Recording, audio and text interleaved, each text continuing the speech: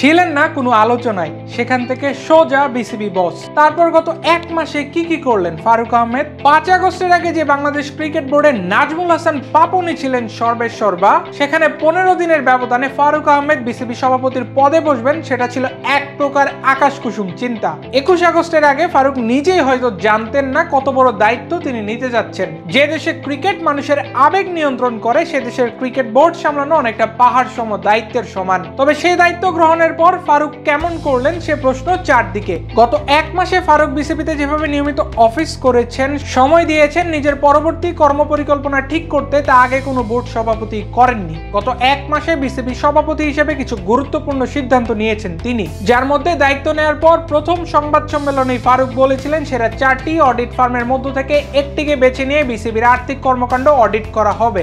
সে প্রক্রিয়ার অংশ হিসেবে ইতিমধ্যে বোর্ড সভাপতি দুজন উপদেষ্টা নিয়োগ দেওয়া হয়েছে, যাদের মধ্যে একজন হিসাব নিরীক্ষক এবং আরেকজন আইনজীবী। সামনে অন্য পেশার আরো 3 জন বিশেষজ্ঞকে সভাপতির উপদেষ্টা হিসেবে নিয়োগ দেওয়া হবে।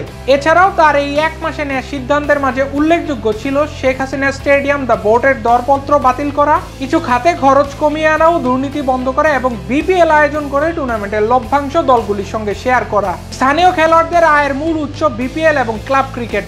গত এক মাসে ফারুকের নেওয়া সিদ্ধান্তের কারণে ঘরোয়া ক্রিকেট নিয়ে অনিশ্চয়তা অনেকটাই কেটে গিয়েছে। এর মধ্যেই বিপিএল এ অংশগ্রহণ নিশ্চিত করেছে 4টি পুরনো ফ্র্যাঞ্চাইজি। আরো 3টি নতুন ফ্র্যাঞ্চাইজি নিয়ে বিপিএল আয়োজন অনেকটাই এখন নিশ্চিত।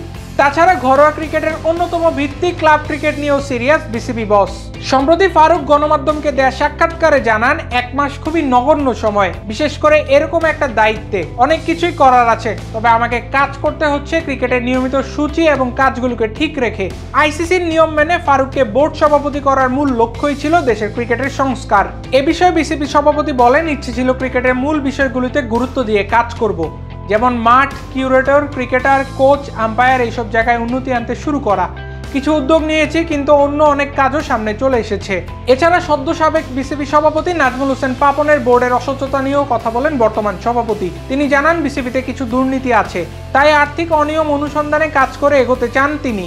তার এই এক মাস সময়ে মেয়েদের টি-20 বিশ্বকাপ বাংলাদেশে হওয়া নিয়ে অনিশ্চয়তা এবং রাজনৈতিক অস্থিরতার কারণে শেষ পর্যন্ত বাংলাদেশ থেকে টুর্নামেন্টটি সরিয়ে সংযুক্ত আরব আমিরাতে নিয়ে যায় আইসিসি। তবে গত এক মাসে বিসিবি সভাপতি ফারুক আহমেদের কার্যক্রম বিবেচনায় বলা চলে সর্বত্রই লেটার মার্ক পাচ্ছেন তিনি। এখন দেখার বিষয় আগামী দিনে ফারুক কিভাবে বাংলাদেশের ক্রিকেটের অবকাঠামোগত উন্নয়ন করতে পারেন।